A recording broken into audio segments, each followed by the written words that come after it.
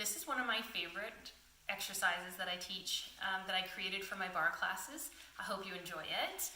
This is all about ankle strength and preventing ankle sprains, actually. If you've ever been in a ballet class or any kind of dance class, really, and they've asked you not to sickle your foot, this is exactly what we're going to do today. We are going to sickle it, and we're going to add load to it. This is going to prevent, so the next time you trip over something or you fall off a curb, we are sending very specific messages. We have both strength that we're creating through the musculature of the ankle, but we're also sending some information up to the nervous system that says, hey, actually, I can handle this position. I'm used to it. I've done this a lot before. And even though this came up as a surprise, this falling off the curb or whatever, and my ankle landed in this position, the brain says, this is the norm and we know we can handle it. So then you won't actually create the sprain. You won't have to deal with all of the issue because you've retrained your body and your mind to accept it.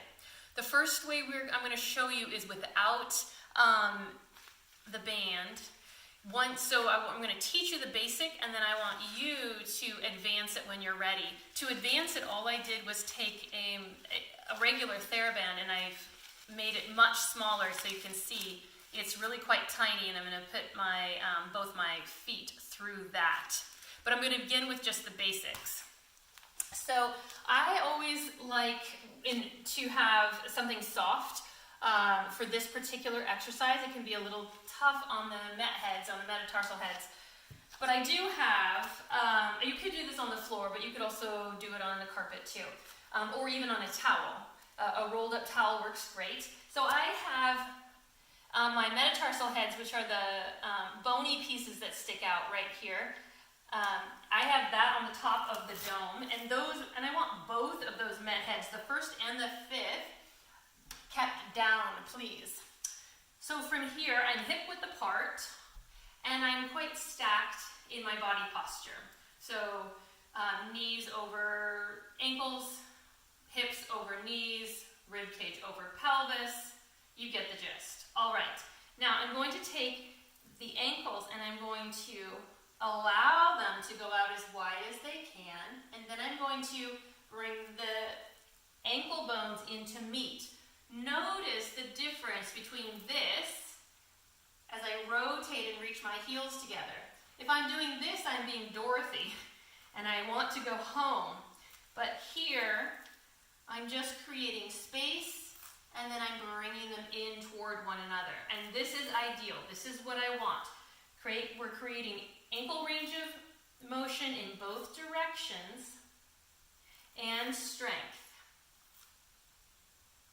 Okay, so this is the level 1 starter, and you can do that several times a day, or you don't need too many really, maybe 5-6 times. But now I'm going to add some music to it and make it a little bit more fun, and I'm going to switch it up a little bit. So here's this. I'm going to take the band, and I'm placing both feet, and because I find it more comfortable, I'm going to place it just under my heels as well. And I'm going to be quite careful when I walk up onto my dome because it's like being a penguin. Here we go. I'm going to take it out and take it in. Notice how slow it is because I'm training my brain, not just my body. I need to slow it down a little bit.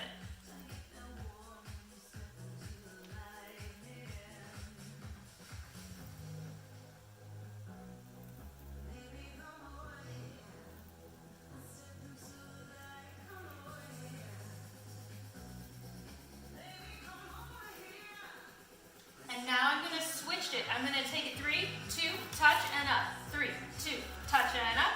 3, 2, touch and up. 3,